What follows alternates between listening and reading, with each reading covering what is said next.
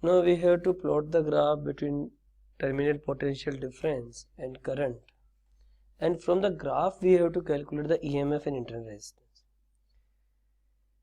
First of all, I will draw the circuit for you.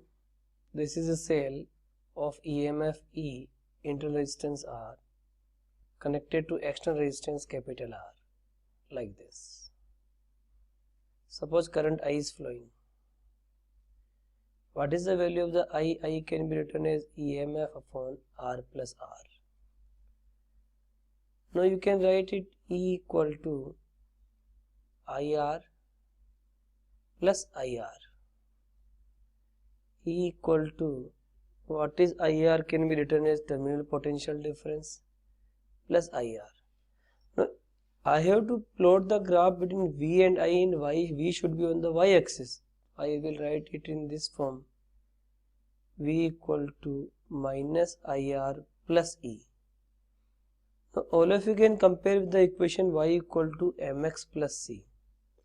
It means the graph between V and I must be a straight line. Okay, but slope is negative. Graph may be like this. This is the theta angle. And if you calculate slope of the graph m equal to tan theta, what it will give you? That is the minus R. It is visible to you? Then what is intercept C? It will give you EMF. So if we are having a graph between V and I hope we can easily calculate the value of the internal resistance and slope. It is clear to you? Check it. Now again I am asking you, why again I am asking you these questions? So that I want that you should get perfection. Now I am asking you short circuit current. Calculate. All of you will use the formula I equal to E upon R plus R. When short circuit current, capital R will be 0. So what is this? I equal to E upon R. R is the internal resistance. Okay. Sometimes when we purchase the battery from the market, ampere hour is written on the battery. Then what is the meaning of, suppose this is a battery and it is written 2 ampere hour. It means if I use this battery for 1 hour, or if I withdraw the current of 2 ampere from the battery, then this battery will work for 1 hour. Similarly, if I use the current of 1 ampere, then I can use it for 2 hours, because product of the ampere hour should be 2. So this is the symbol of the ampere hour. Now again I will tell you, cell is a source of constant EMF. It is not a current source. Okay. Now what is ideal cell and what is standard cell? All of you just read it. Okay. Now again I am asking you one question, concept, and I am explaining you. Suppose I say this is my domestic circuit. We all know in domestic circuit devices always connected in parallel. Suppose here we are having the government supply of 220 volt. Okay, and I have the internal resistance of the supply. I say the wire which is from house to the power supply, powerhouse, that is having negligible resistance, and that negligible resistance I assume small r equal to 2 ohm. This is a resistance in the wiring from the home to powerhouse. Now suppose when I switch on the device A, it is a bulb. Suppose I switch on the bulb A, and when I switch on bulb A, and suppose I assume this bulb withdraw 1 ampere of current, then what is the potential difference in the circuit? You will say V equal to E minus IR. So it is 220 minus 1 into, if I say internal resistance we have taken 2, so I will say 218 volt. It means all the devices which are at home, they are getting the voltage 218 volt. Now suppose I switch on another device, and that device withdraw 2 ampere of current.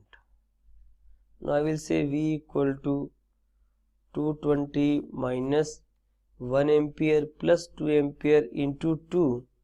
So I think you will say 214 volt.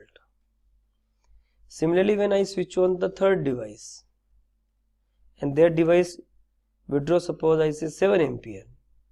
Why I am taking 7? Because it is easy to calculate. Then V is 220 minus 1 ampere plus 2 ampere plus 7 ampere into 2. I will get 200 volt. What I want to convey to you? All of you just observe it, which I want to convey to you. So we are observing then when we switch on the device A, then voltage of the house becomes 218 volt. When switch on B again, B also with A, then voltage of the house is 214 volt. And when we switch on ABC, voltage becomes 200 volt. So what I want to convey you, government is giving 220 volt, that is EMF, that is constant. But terminal potential difference is changing due to withdrawal of current by different devices. Okay. Now all of you just learn for your practical knowledge, basically for the voltaic cell and or basically for the Lagrangian Daniell, that is used a lot. Standard EMF of the Lagrange cell is given by 1.45 and Daniell is given by 1.12 volt. Okay, polarization. Before explaining this polarization local action, I want to discuss in a brief what is a cell. So again I am explaining you regarding the working of the cell. I say this is a container and I say in this container there is H2SO4, sulfuric acid.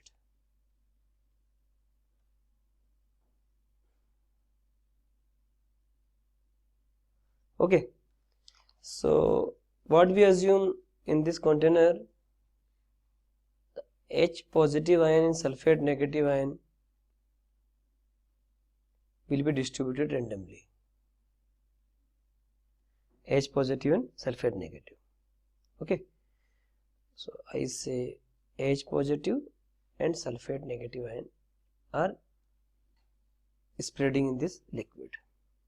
Now I insert a zinc plate in this container. Suppose I say this is a zinc plate. Now zinc rod is positive, H is also positive. Now sulfate is the option.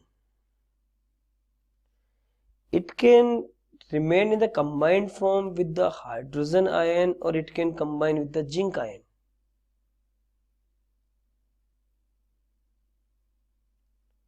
Okay, sulfate is both the option. Either it can combine with zinc ion or it can remain in the combination from the H ion. Now what this sulfate will do? Will it convert in ZnSO4 or will it remain in the form of H2SO4? I will explain only on the basis of physics. We know the physics. Every system tries to have the lowest potential energy. We know it. Now, energy in the electrostatic situation we people know very well. K, Q and Q2 by R. Now just think. When it is H2SO4 and if it is ZnSO4, SO4 is common.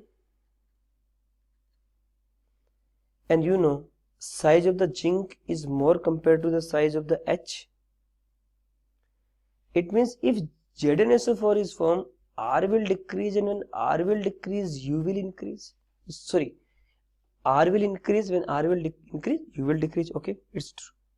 Again I will say, SO4 size is fixed. If it is H positive, if it is zinc positive, all of you know size difference. So R is more when ZnSO4. When R is more, U is less. It means definitely sulfate ion will combine with the zinc. Okay.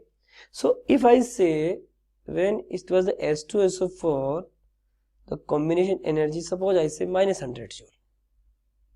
Because one is positive, another is negative, I have to say minus 100 joule. It is clear? Now when it becomes ZnSO4, energy is decreasing.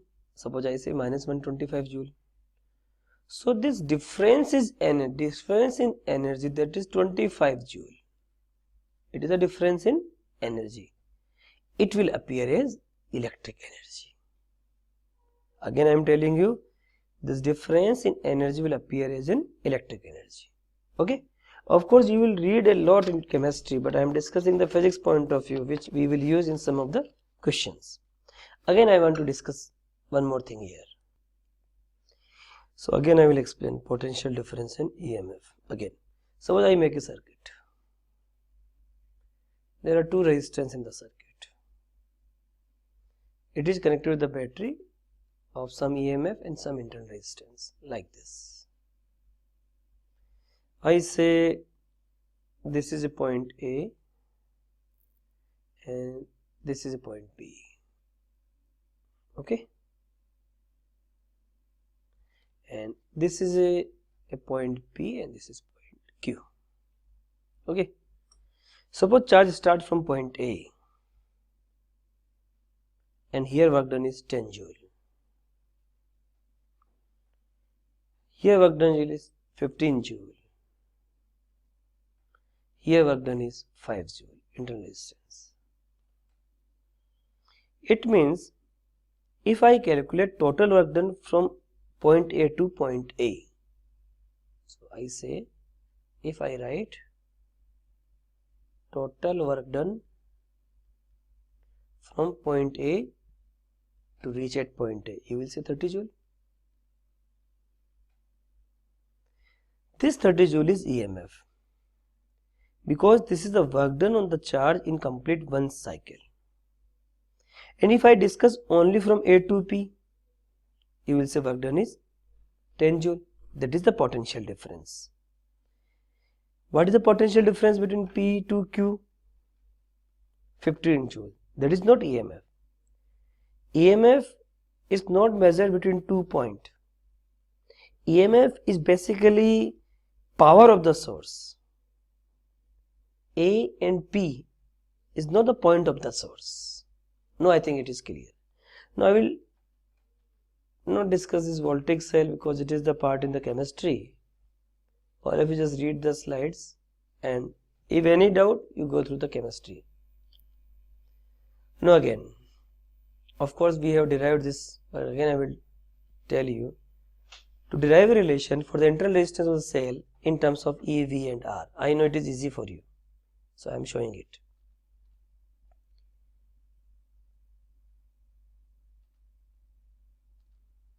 All of you will say me this. It's clear? Okay.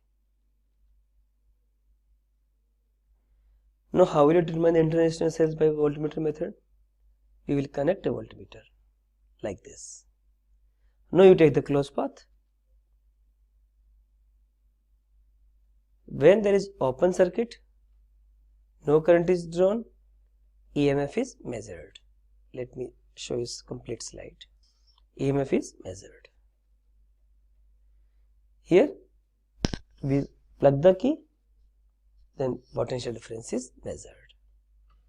Now you know the value of the EMF, you know the value of the potential difference, you know the external resistance, you can easily calculate the value of the small r. Now I will discuss with you charging and discharging process.